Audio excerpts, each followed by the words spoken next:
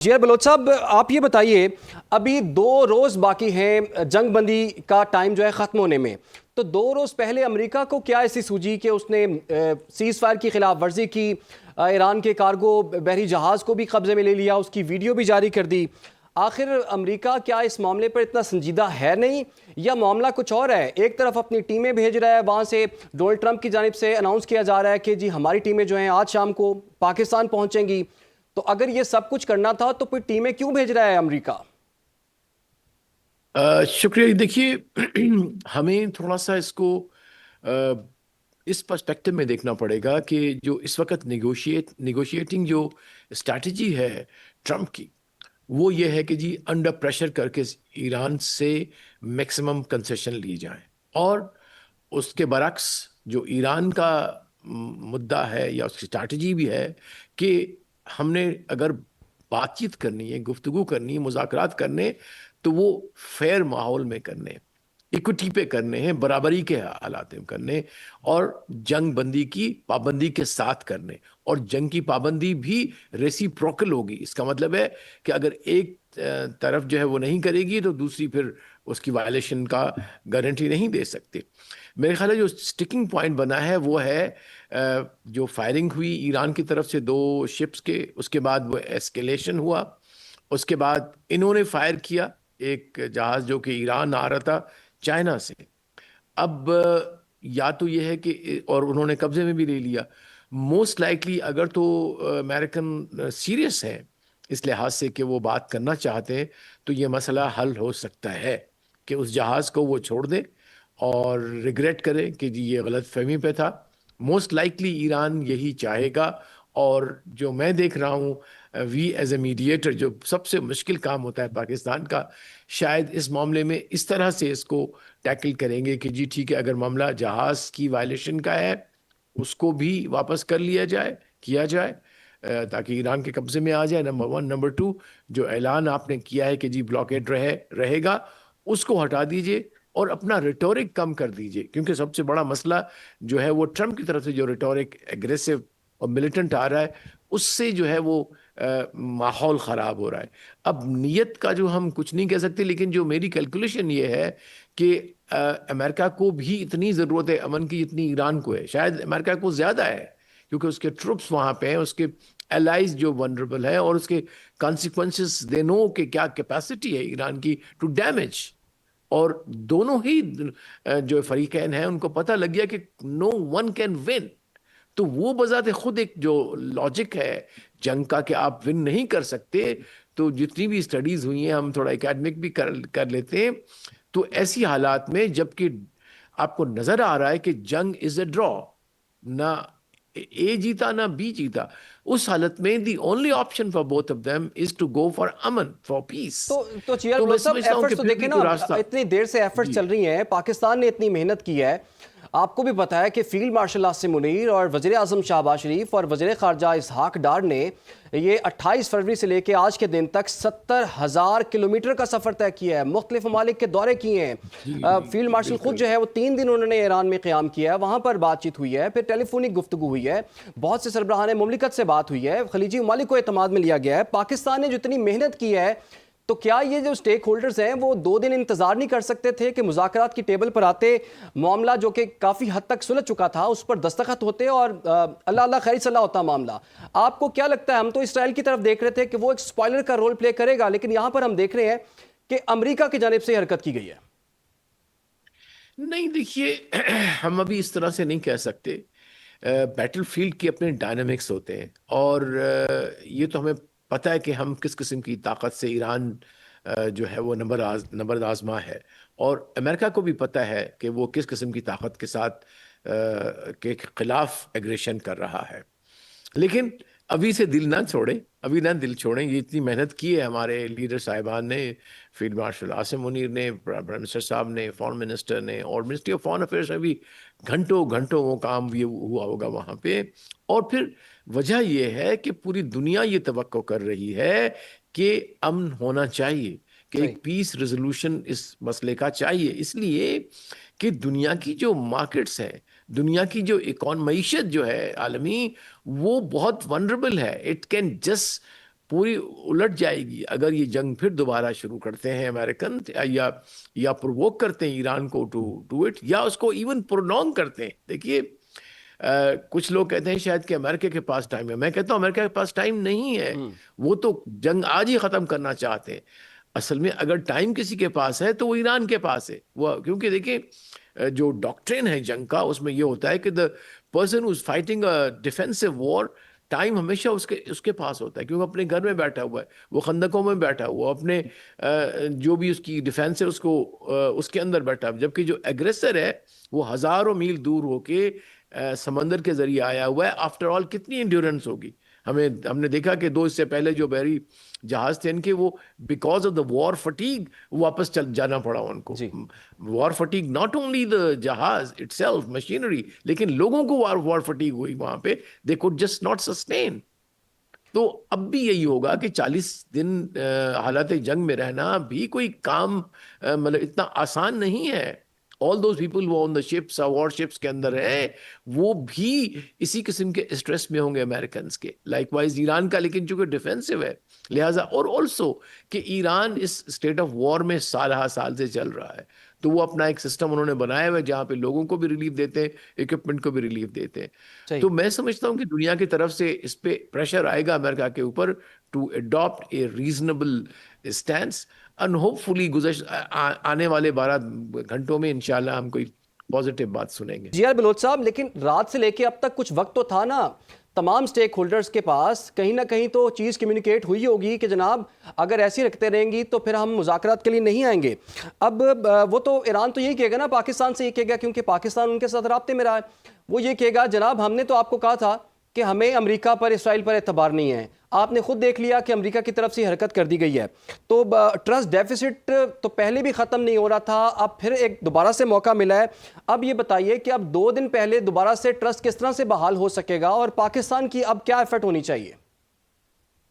देखिए इन इन मुज़ाकरात का कमाल ही यही है, और पाकिस्तान की मीडिएशन का कमाल ही यही है कि एतमाद का फुकदान है, वो गैप है।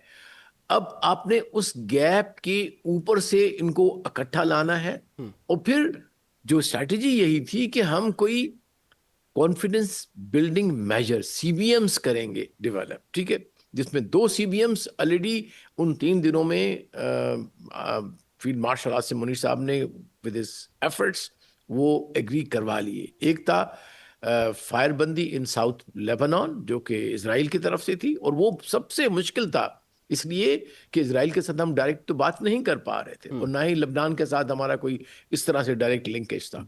तो ये तो फिर तीसरी चौथी पांचवी किसी लिंकेज से बातचीत हुई कि नहीं इसको बंद करना है, इसका मतलब है, और ऑब्वियसली मेजर वाज अमेरिका। तो देखिए वो हम करने में कामयाब हो गए, फील्ड मार्शल साहब कामयाब हो गए। फिर दूसरा था कि जी स्टेट ऑफ हॉर्मोज खोल दिया जाए, तो ईरान ने फौरन ही ऐलान किया कि जी हम खोल रहे हैं। उसके बाद कि जो है वो 2 किस्म के मैसेजेस आ रहे थे अमेरिका से।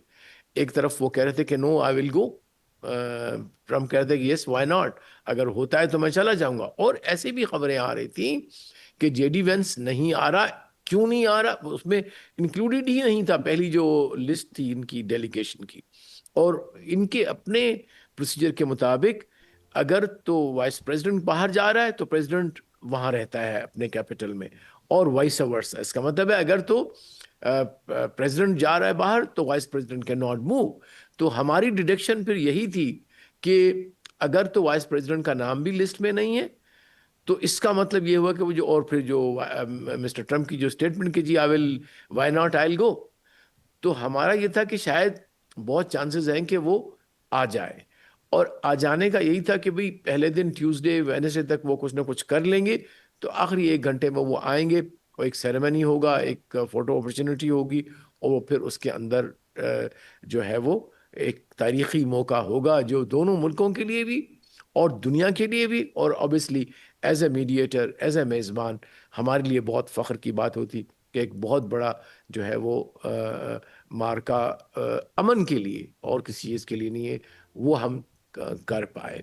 बल्कि कुछ तो ऐसी भी थी इतलात कि शायद और भी कोई लीडर साहिबान आए, क्योंकि is going to be like a very big peace conference, जो ये भी हम सुन रहे थे कि जी उसमें सऊदी अरब के क्राउन प्रिंस, उसमें टर्की के president and Egyptian leadership, UAE GCC की कोई लीडरशिप, कतर वगैरह से आ रहे थे। तो ये तमाम बातें चल रही थी और अभी तक शायद चल भी रही हो।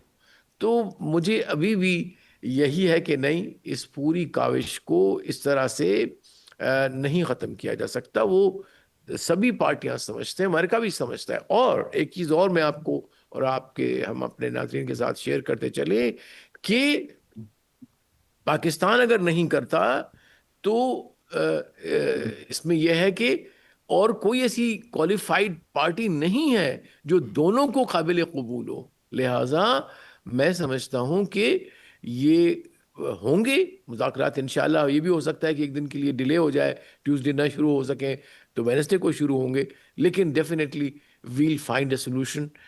मेरे ख्याल जो बातचीत चली है ईरान के प्रेसिडेंट के साथ, जो बातचीत हुई है प्राइम मिनिस्टर साहब की, और आई एम श्योर कि हमारे जो है वो चीफ ऑफ फील्ड मार्शल साहब भी कोशिश कर रहे हैं। तो मुझे लगता है कि कोई ना कोई इसका हल इंशाल्लाह निकल आएगा। सर, जिस आपको तरह तो से लगता देखिए है वो कोई ना कोई हल निकलेगा, लेकिन जी आपने आपने कहा है कि हो सकता है कि एक दिन के लिए डिले हो जाए। जी यार बलोच साहब, देखिए मसला ये है कि अमेरिका के अंदर भी दबाव जो है वो काफ़ी बढ़ता हुआ नज़र आ रहा है, और यही वजह है कि वो मुज़ाकरात के टेबल पर आ रहा है जंग ख़त्म करने के लिए। ईरान के अंदर भी यकीनन एक दबाव मौजूद होगा, क्योंकि वो बहुत ज़्यादा स्ट्रगल कर रही है उनकी अवाम, और 40 रोज़ा जंग में उनका भी काफ़ी ज़्यादा नुकसान हो चुका हुआ है। टॉप टियर की लीडरशिप जो है उनकी वो ख़त्म हो गई, काफ़ी ज़्यादा उनका नुकसान भी हुआ। पाकिस्तान के लिए ये है कि पाकिस्तान और ईरान हमसाया मुल्क हैं। पाकिस्तान के साथ ईरान का 900 किलोमीटर का तवील एक बॉर्डर भी लगता है पूरे। फिर खलीजी ममालिक में जो इसका इफेक्ट है, इस वक्त जब ईरान ने ये अनाउंस किया है कि हमारी कोई टीम पाकिस्तान नहीं जा रही मुज़ाकरात के लिए, चूँकि जंगबंदी की खिलाफ वर्जी हो रही है अमेरिका की तरफ से, इस वक्त दबाव किस पर है ज़्यादा? क्या अमेरिका पर दबाव ज़्यादा बन गया है, या पाकिस्तान का बतौर सालिस चूँकि किरदार था इस पाकिस्तान पर दबाव ज़्यादा बढ़ा है, या फिर ईरान इस वक्त दबाव में है? अगर आप मुझसे मेरा कंक्लूजन पूछेंगे तो इस वक्त दबाव इंटरनेशनल मईशत पे है, उन उन कंट्रीज पे है जिनमें जॉबलेसनेस है। साउथ पे है, अफ्रीका में है। वहाँ पेट्रोल की कमी की वजह से पूरी जिंदगी मफलूज होकर रह गई है, लोग बेरोजगार हो गए जो दिहाड़ी करने वाले। थाईलैंड में और फिलीपीन में फॉर एग्जांपल, अफ्रीका, नाइजीरिया में। और फिर अभी जो है वो कल्टीवेशन का सीजन था और बहुत सारा यूरिया, तकरीबन 20% जो है से भी ज़्यादा वो गल्फ से आता है। उसके अलावा जो है वो वहाँ से कतर से हीलियम जाती थी, जो कि दुनिया का 31% वहाँ से जाता था। उससे एमआरआई मशीनें और बहुत सारी टेक्नोलॉजीज चलती हैं, वो तमाम की तमाम डिसरप्ट हो गई हैं। बिकॉज जीसीसी जो है वो 20% of the world oil supply करता है और गैस भी सप्लाई करता है, तकरीबन 20 से भी ज़्यादा। तो आप समझ लीजिए कि इस वक्त दुनिया जो है वो अपनी सप्लाई का या अपनी डिमांड का 20% प्लस जो है वो डेफिसिट है उसका। जी। अब हर मुल्क ने अपने अपने जो रिजर्व थे उस पर चला रहे हैं। तो मैं नहीं समझता कि लोगों के पास बहुत सारा रिजर्व है। अगले 2 हफ्ते या 10 दिन अगर जंग होती है और टेंशन रहते हैं और अमन नहीं होता, तो वो तो बिल्कुल सब कुछ साकित हो जाएगा, इंक्लूडिंग आर सेल्स। इंडिया भी उसी तरह से मैं देख रहा था एक रिपोर्ट कि उनके बहुत सारे कारखाने उन्होंने फारिग कर दिए लोगों को, उनको भिजवा दिया है घर। अगर नहीं तो वो फिर बिकॉज गैस नहीं है, कहते हम खाना कहाँ पकाएं। तो दीज आर ऑल ह्यूमैनिटेरियन। मैं ये समझ रहा हूं कि अब ये जंग जंग भी है, लेकिन उससे ज्यादा एक ह्यूमैनिटेरियन इशू बनता चला जा रहा है जो आलमी नोयत का है, जहां पे बेरोजगारी होगी, जहां पे मफलूज होकर रह जाएगी जिंदगी लोगों की। किसी हद तक हमने भी इफेक्ट महसूस किया है कि गैस नहीं है, बिजली भी ज्यादा हो गई है, लोड शेडिंग। तो हम तो फिर भी थोड़ा बेहतर हैं, लेकिन there are very like there lot of countries in Africa and some of the Asian countries which are like adversely affected. तो प्रेशर जो है मेरी नज़र में जो आ रहा है वो आ ही रहा है इसकी वजह से कि मईशत जो है दुनिया की वो तबाह हो रही है। तो वो प्रेशर रहेगा अमेरिका के ऊपर, और इसी तरह से ईरान के ऊपर प्रेशर ये है कि उसने भी इस जंग को किसी न किसी इख्तिताम पे पहुंचाना है, इसलिए कि उसकी अपनी भी साख है, उसकी अपनी भी जो है एक एक एक अपना उसने रखना है, इस खित्ते में रहना है। अब कब तक वो अमेरिका की जो अटैक होगी वो उसका जो है वो बदला एक लिहाज से या उसका रिस्पांस जीसीसी में करता रहेगा, फिर तो जीसीसी की इकोनॉमी पूरी खत्म हो जाएगी। फिर एक और दुश्मनियां हमारे इस खत्ते में डेवलप हो जाएंगी जिसमें जीसीसी अच्छा, वर्सेस ये बात ईरान हो आपकी ठीक जाएगी। है कि मुआशी लिहाज से पूरी ग्लोबल इकोनॉमी जो है वो इस वक्त काफ़ी दबाव जी में है। अब जुमे के रोज़ जी हमने देखा कि ईरान की तरफ से बड़ा अच्छा इकदाम सामने आया जिसमें उन्होंने अनाउंस कर दिया और उनके वज़ीर ख़ारजा ने खुद अनाउंस किया कि जी आप नाए हुर्मुज़ जो है वो हम खोल रहे हैं। उन्होंने उसे ओपन भी कर दिया। अब अमेरिका ने नाकाबंदी जो है मज़ीद सख्त कर दी। उस दिन तो ये हुआ कि पेट्रोलियम की प्राइसेस थी एक ही सिंगल डे में 11.7% तक वो जो है उसमें कमी हो गई। अब वर्किंग डे जो आ रहा था वो तो आज है, जैसे कि पीर का रोज था। सब यही सोच के बैठे हुए थे कि स्टॉक मार्केट जो है वो काफ़ी ऊपर चढ़ जाएगी।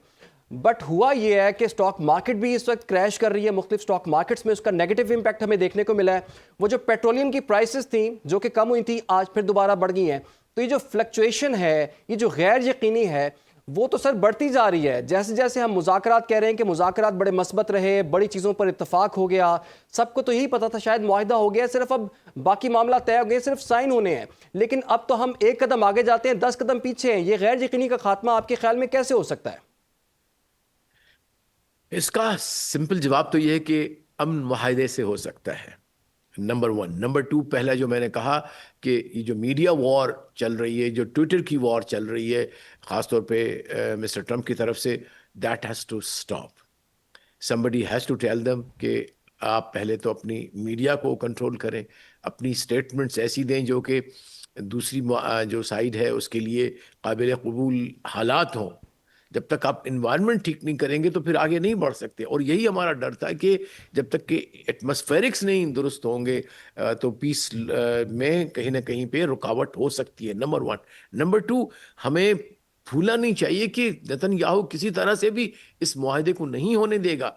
वो फिर चाहे इस किस्म की सबोटाज करे जो कर रहा है, मीडिया पे इसी तरह से वो अपने ऐलान दिलवाता रहे, लेकिन इस मामले में फिर देन जवाबदारी ज़्यादा आती है मिस्टर ट्रंप और उसकी टीम पे कि वो ऐसे एटमॉस्फेरिक्स जो है वो पैदा करें। क्योंकि मैंने जब देखा, कंपेयर किया, स्टडी करते रहते हैं आप लोगों से बात करने के लिए भी, वैसे भी ऐसे लिखने के लिए, तो ईरान की जितनी भी स्टेटमेंट्स मैंने देखी वो बड़ी नपी तुली, बहुत इंटेलेक्चुअली करेक्ट, इंफॉर्मेशन के लिए करेक्ट, कोई प्रोवोकेशन नहीं है उसमें।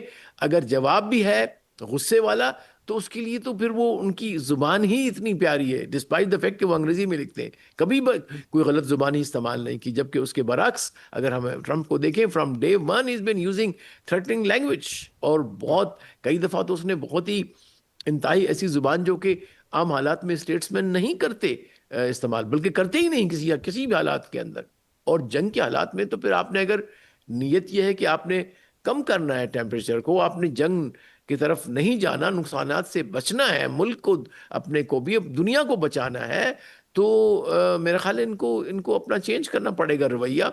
और अब मुझे लगता है कि दुनिया की तरफ से भी प्रेशर आएगा अमेरिका के ऊपर कि कम ऑन नाउ, जब वो आपकी तमाम बातें मान रहे हैं, यहाँ एक मीडिएटर है जो कि is this the only mediator. हाँ, एक बात मैं बता दूं, देखिए अमन के भी एक औकात होते हैं, इस तरह मीन्स वक्त होता है जिसके अंदर उसको डिसाइड किया जाता है। If you don't take decision, क्योंकि मोमेंटम बन रहा है, फिर इट टेक्स मेनी वीक्स, और उस दरमियान और फिर दोबारा करने में आपको बहुत देर लग जाती है, और नुकसान इतना बढ़ जाता है कि फिर there is no incentive for peace. जी एट द इंटेलेक्चुअल लेवल मैं ये समझता हूं कि अगर ये मौका जाने दिया अमेरिका ने पीस का, और किसी हद तक ईरान के लिए भी मुश्किलात होंगी, और दुनिया के लिए सबसे बड़ी बात है मुश्किलात होंगी, तो we are sitting at a really a very critical juncture. अभी जो है हम एक इंतहाई खतरनाक दाने पे खड़े हैं दुनिया की बिल्कुल मईशत के हवाले से, सियासत के हवाले से,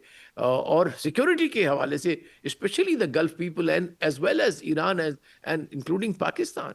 तो आई थिंक वी रियली ठीक। Need to work